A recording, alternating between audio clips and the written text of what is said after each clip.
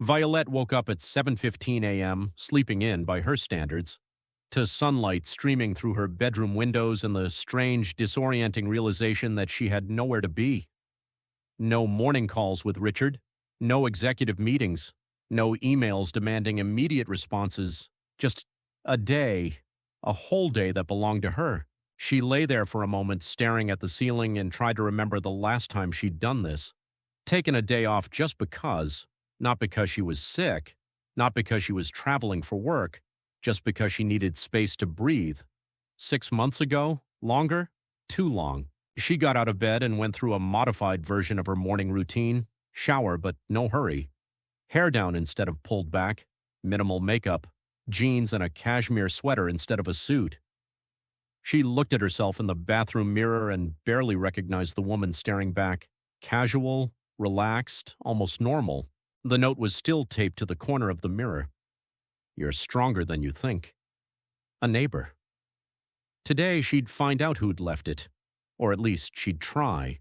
At 8:30 a.m., Violette made coffee and stood at her kitchen counter, drinking it slowly instead of gulping it down while reading emails. Her phone sat face down on the counter. She hadn't checked it yet, hadn't looked at her work email, hadn't let the outside world intrude on this quiet morning. It felt strange, almost wrong, like she was breaking some unspoken rule about always being available, always being on, always being ready to handle whatever crisis Augustus or Marcus or the board threw at her. But it also felt good. At 9:47 a.m., Violette took the elevator to the 7th floor, the sub-penthouse level. She'd never been up here before, had no reason to. The 7th floor housed 2 apartments, 7A and 7B, each significantly larger than the standard units below. Not quite as massive or expensive as the 8th floor penthouse, but still a serious upgrade. Privacy without the ostentation. The elevator doors opened onto a small, elegant hallway. Cream-colored walls. 2 doors, 7A on the left, 7B on the right. Violette walked to 7A and knocked. 3 firm raps, then waited, suddenly nervous. What if he wasn't home? What if he was home but didn't want to be bothered?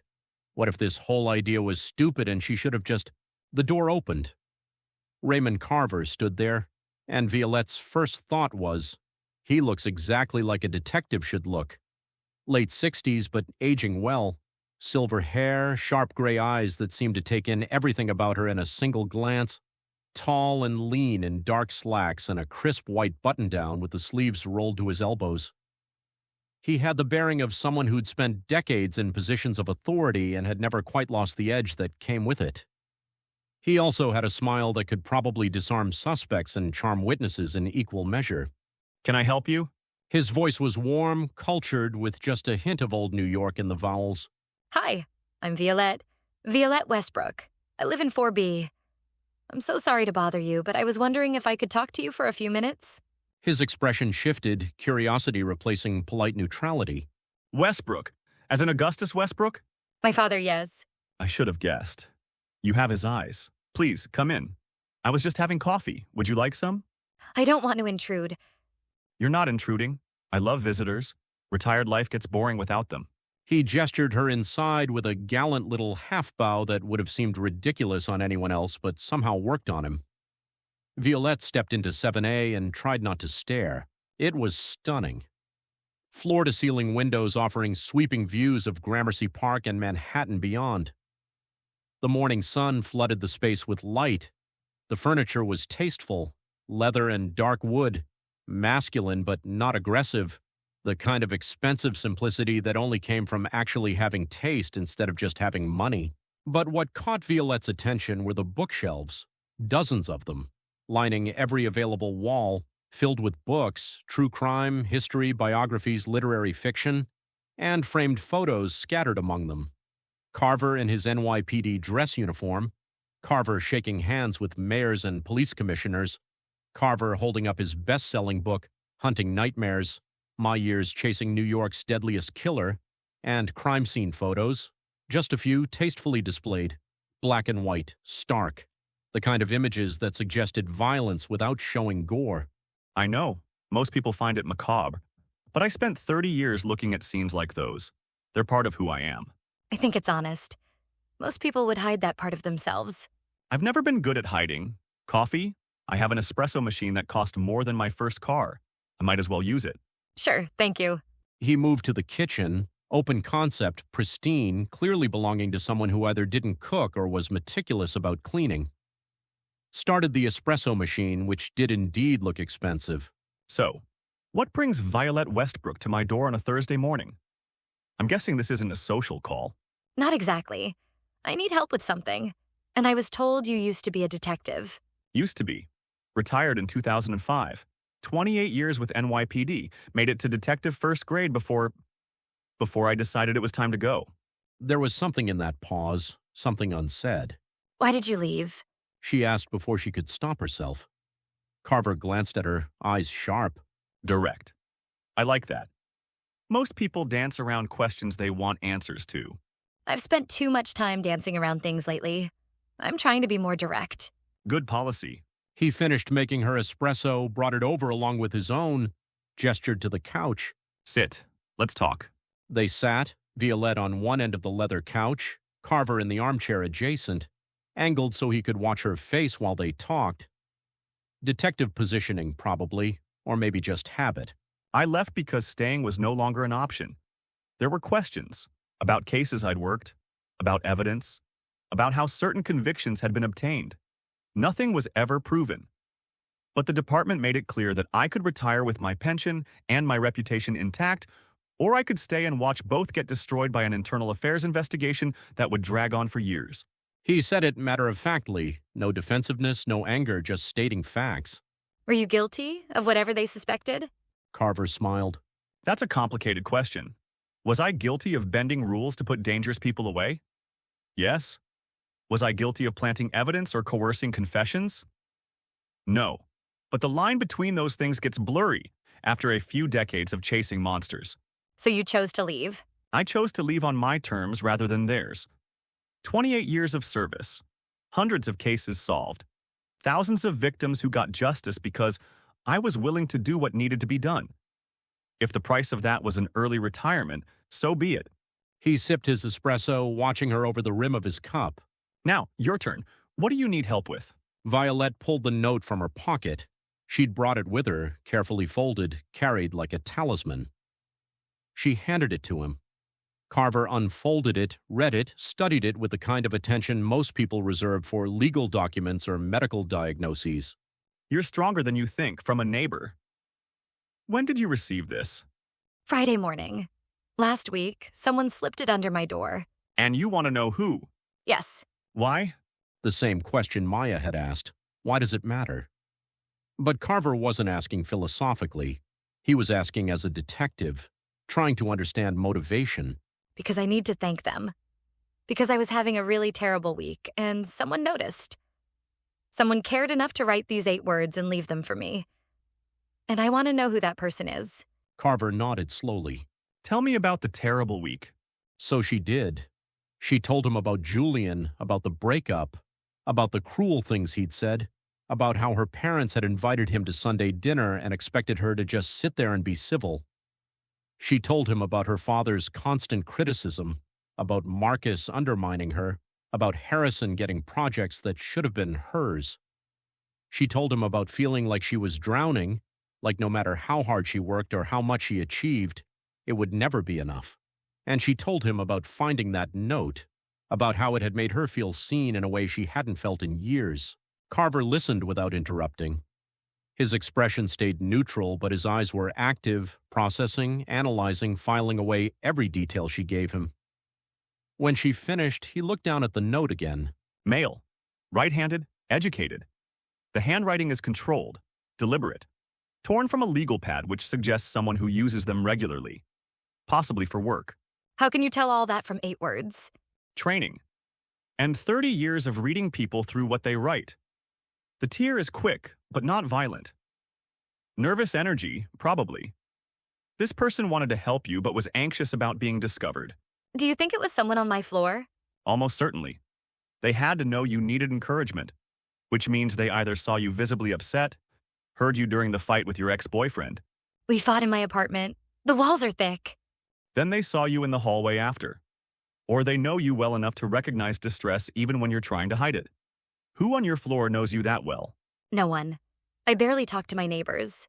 Then we're looking for someone observant, someone who pays attention, someone who cares about people even when those people are strangers. Violette thought about that. The couple in 4D, Maya and Zoe. They're artists. They're kind. They notice things. Possible. Though from the handwriting, I'd lean male, unless one of them has masculine penmanship. Mrs. Habersham in 4C? Too elderly. The handwriting is steady, no tremor, no age-related shakiness. The new tenant in 4A. I haven't met him yet. He moved in the same week as everything. Carver's eyebrows rose slightly. New tenant. Interesting. Newcomers are often more socially conscious, more likely to notice their neighbors because they're still establishing themselves in the community. Do you know anything about him? I've seen him a few times. Electrician, I think.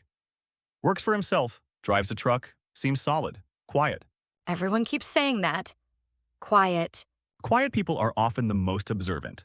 They watch when others don't realize they're being watched. If I were betting, I'd bet on 4A. New enough to care, observant enough to notice, male enough to match the handwriting. And timing-wise, he moved in right when your life was falling apart. So what do I do? You could knock on his door, ask him directly. What if it wasn't him? Then you've met your neighbor and moved on to the next suspect. But Violette, can I give you some advice? Please.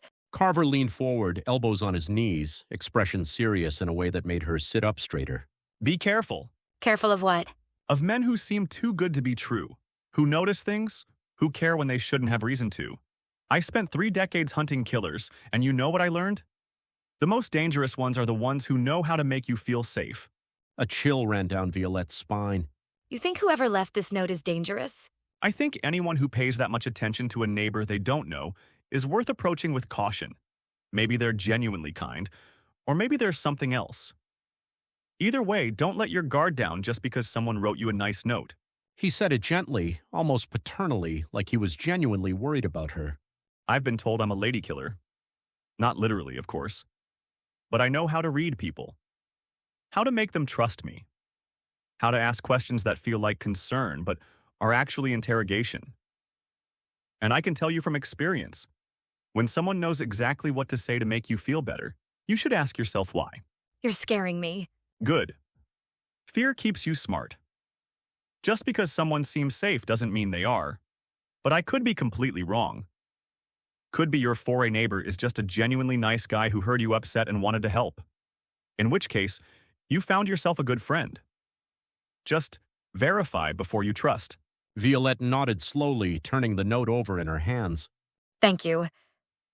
For talking to me. For the advice. For taking me seriously. Of course. And Violette, if you need anything else, someone to talk to, someone to investigate something, someone to just listen, my door is always open. I mean that.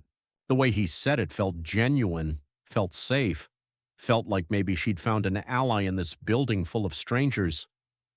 But his own words echoed in her head. Be careful of men who seem too good to be true. Was Raymond Carver too good to be true? Or was he exactly what he seemed? A retired detective who'd seen enough darkness to recognize when someone needed help? She didn't know, but she filed the question away for later. At 12:15 p.m., Violette met Sloan at a Thai restaurant in Brooklyn, 15 minutes from the hospital where Sloan worked as an ER physician. Sloan was already at a corner table when Violette arrived, still in her scrubs, hair pulled back in a messy ponytail, looking exhausted and beautiful in that way that only Sloan could manage. You look different. Different how? Lighter. Less like you're carrying the weight of the world. What happened? I took a day off. Sloan's eyes widened dramatically. You what? Violette Westbrook took a day off? Did hell freeze over? Did pigs fly? Did your father suddenly develop empathy? Violette laughed. Shut up. I'm serious. I'm shocked. I'm proud. I'm also starving, so let's order and then you can tell me everything. They ordered pad thai for Sloan, drunken noodles for Violette, spring rolls, to share because Sloan insisted they needed vegetables. Then Sloan leaned across the table, eyes bright with curiosity. Okay, spill. What did you do on your magical day off? I went to see the detective who lives in the sub-penthouse of my building. Sloane blinked. I'm sorry. What? Raymond Carver, retired NYPD detective. He caught the Manhattan Nightmare serial killer in the 90s. He lives in my building. And you just went to see him? Why? To ask for help figuring out who left the note. Sloane sat back, processing. Okay, that's actually kind of genius. So what did he say? Did he solve it? Please tell me he pulled out a magnifying glass and declared, "The handwriting indicates a left-handed Libra with mommy issues." Violette laughed. Not quite, but he did analyze the note. Said it was probably written by a man, right-handed, educated, someone observant, someone new to the building who'd care enough to notice a neighbor in distress. So the hot electrician in 4A. Maybe. That's what everyone seems to think.